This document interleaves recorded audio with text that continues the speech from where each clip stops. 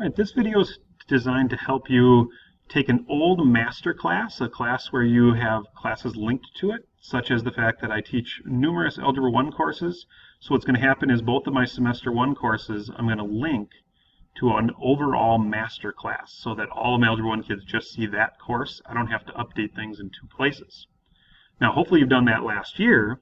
So what I'm going to do this time is transfer that old master class that would have been from last year's course. So I'm going to go to the school years in my portal here, down to last year's courses.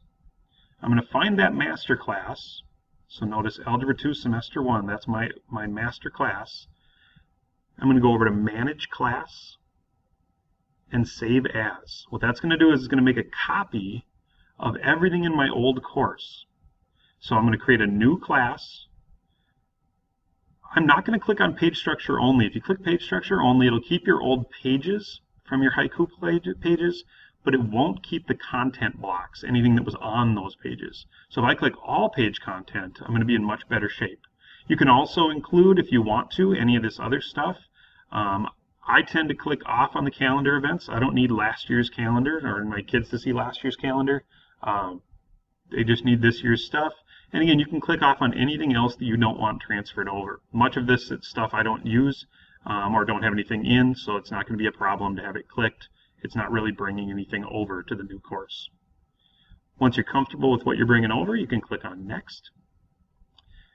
Then you've got your class name here and your class URL. So everything's already pre-created for you. Notice it's going to go into the year 2015-16.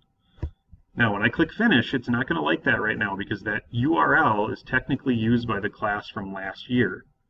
So what I'm going to have to do is change something about that name. So I'm going to press Practice here, just so that it creates, notice it automatically changes the URL. You can just change the URL without changing the name.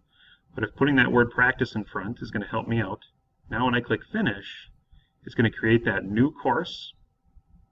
And it does take a second to copy everything over, but if I press refresh, you'll notice that that new course that's created has all the old pages from the previous course.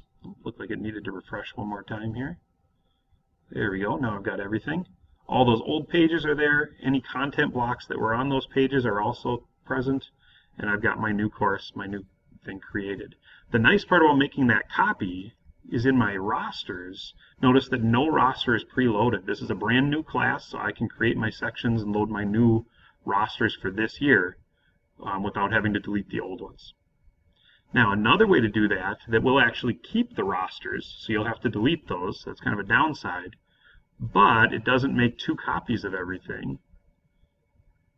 Would be if I go to my old classes again from last year. And notice I'm just going to grab this practice class. So I'm going to grab that one. Go ahead and say Manage Class. I'm going to go to Class Settings.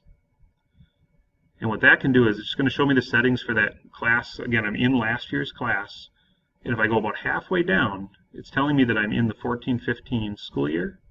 So I can just click there, transfer it over to this year, and it will move the actual practice class into 2015-16. You'll notice that here again I'm on 2015-16 up top, and that practice class is now present this year.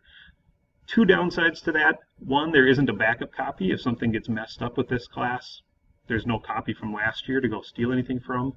The other downside is, again, if I go into the rosters, it will show last year's rosters. So I'm going to have to delete those before I put in new ones. Hope that helps you out, and if you have any questions, feel free to ask. Have a great day.